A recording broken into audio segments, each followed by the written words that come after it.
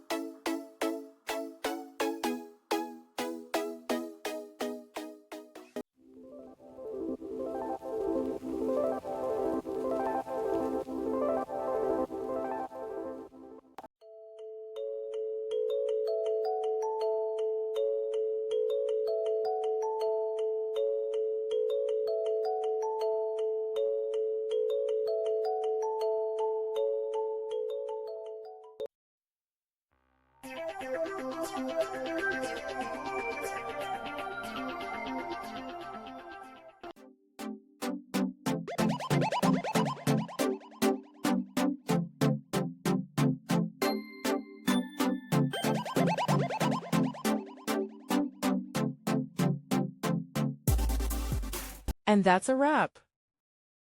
I hope you found the answer you were looking for. If you did, take a second to hit that subscribe button. It really helps out. And let me know in the comments which solution worked best for you.